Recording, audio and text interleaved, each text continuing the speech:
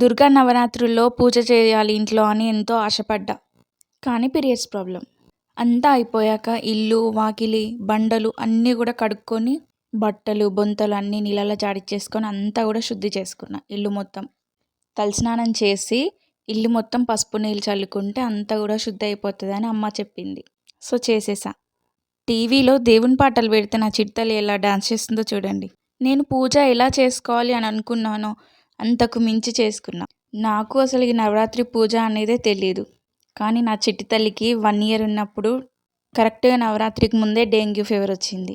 So అప్పుడు మొక్కుకున్నా అనమాట. నా చిట్టి తల్లికి మంచిగా తక్కువ అయిపోతే నవరాత్రుల్లో రోజు నీకు దీపం పెట్టుకుంటాను తల్లి అని మొక్కుకున్నా. అప్పటి నుంచి కన్ఫామ్గా చేస్తున్నా. ఇది 3rd ఇయర్. చాలా మంచిగా అనిపిస్తుంది. నాకు మాత్రం చాలా భక్తి ఎక్కువైపోయింది. ఆ తల్లికి చేసుకుందామని అనుకున్నామనుకో, ఒక్కసారి అనుకున్నామనుకో ఖచ్చితంగా జరిగి తీరుతుంది. మనము ఆ తల్లికి పెట్టాల్సినవి ఒక్కొక్కసారి గుర్తు లేకపోయినా సరే టైంకి గుర్తొస్తాయి. నాకు మాత్రం చాలా అనుభవం అయింది అట్లా. దుర్గామాత పూజ చేసుకుంటున్నావు కానీ దుర్గామాత ఫోటో లేదు ఎందుకు అని అనుకుంటున్నారా?